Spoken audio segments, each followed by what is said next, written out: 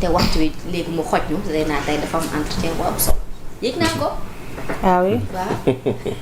yow ndekete dafa bëgg kaa nga yow. démb wala sax moom le ministre de l'éducation nationale dem na fële ca fi nga xam ne nag mooy seeti archevêque bu Ndakaaru monseigneur Benjamin Ndiaye ngir waxtaanee li nga xam ne nag mooy actualité waaye nag ca ba muy dem ci ndigalu premier ministre Ousmane Sonko la demee woon la soobee coono yëpp rek muy ki leen di Latir Ndiaye moom nag dafa jotoon génn di tontu kàddu yi ko yëkkati woon ca concours général bi loolu nag mujjee coow ba moom ministre Guirassy jotoon génn àddu ci lu ñu mel waaye nag jot na démb dafiy jéego dem ci yóbbante ki nga xam ne mooy le premier ministre Ousmane Sonko ngir rek ñu indi ay waxtaan jëmale ci lu ñu mel ma ko.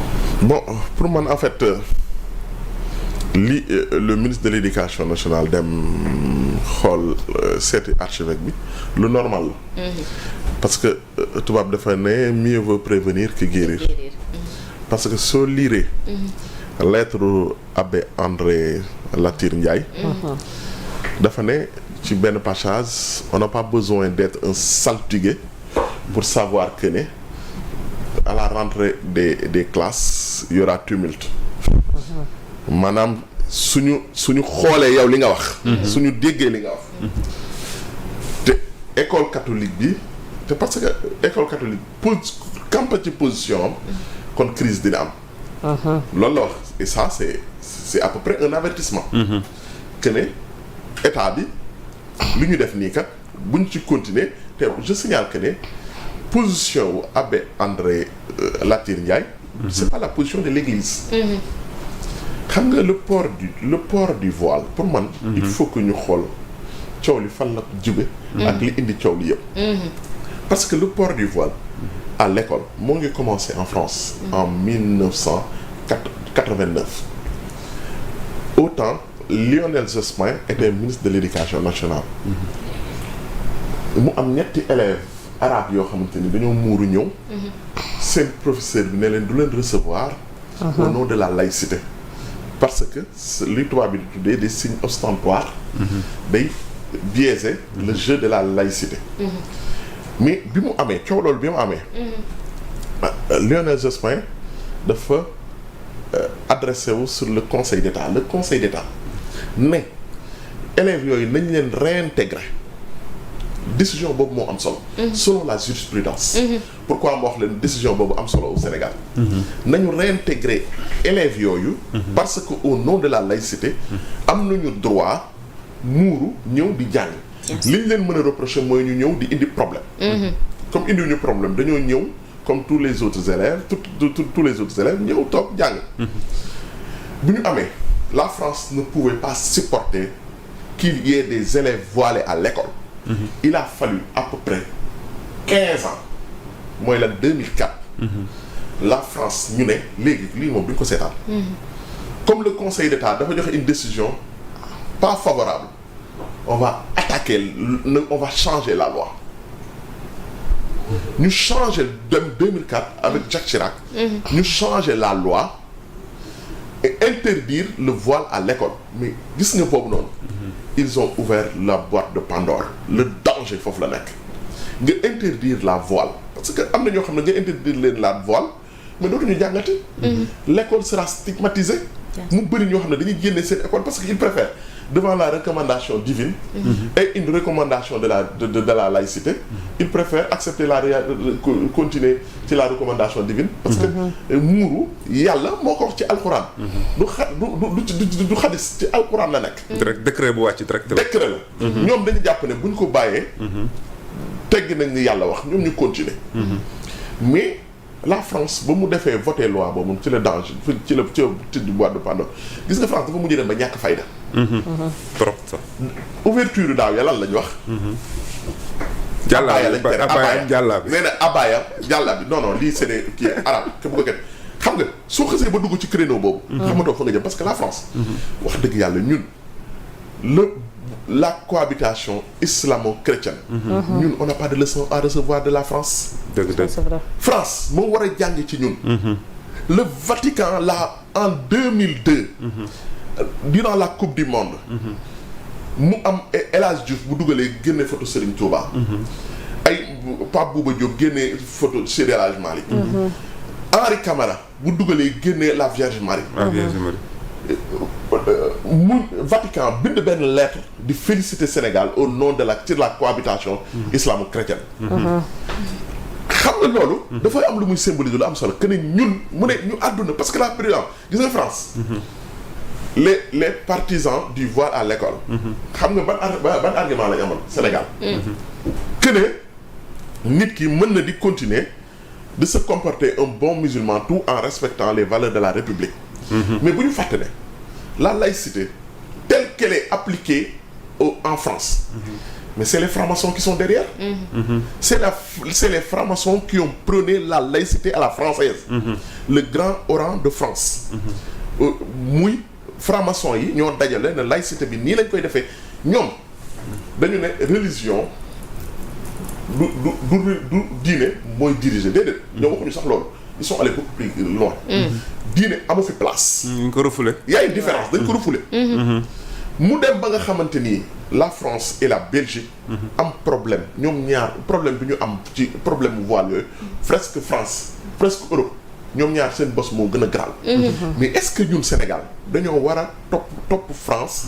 ci loo xamante ni ñun on n'a pas ce problème là. ñun soo jugee laal la preuve.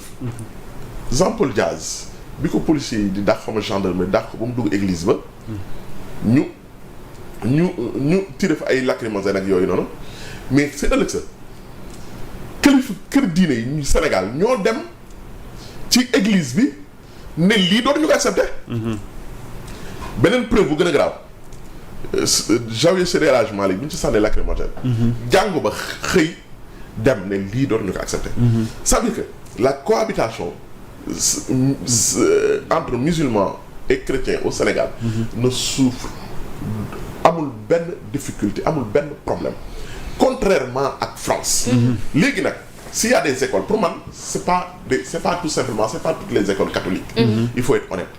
te les écoles on les appelle les écoles catholiques.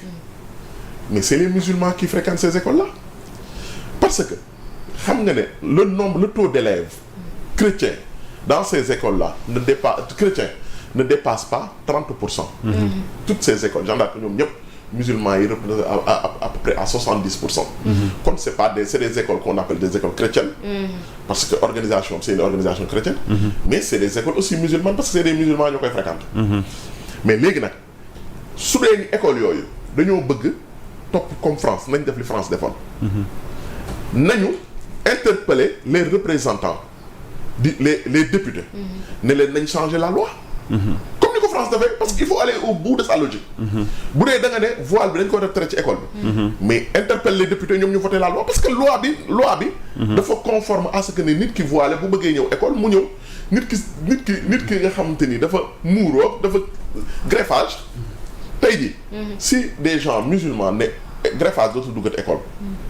mais am na au nom de la laïcité au nom de la république y a des gens yi wax ne non greffage day dugg par force. ñooñu nag da nga leen di accepter que ne. bu ñu nee voile du dugg ñu taxaw ne voile day dugg par force. te affaire bi mooy bi Abbé Latyr di waxul ci kaddu yi ñi nga xam ne. église bi bien sûr. c'est précisé parce que coow li bari na mais du église bi moo ko yónni mu wax. parce que man xam nga lan laay saluer. li nga wax dafa am solo. sur la lettre de l'abbé.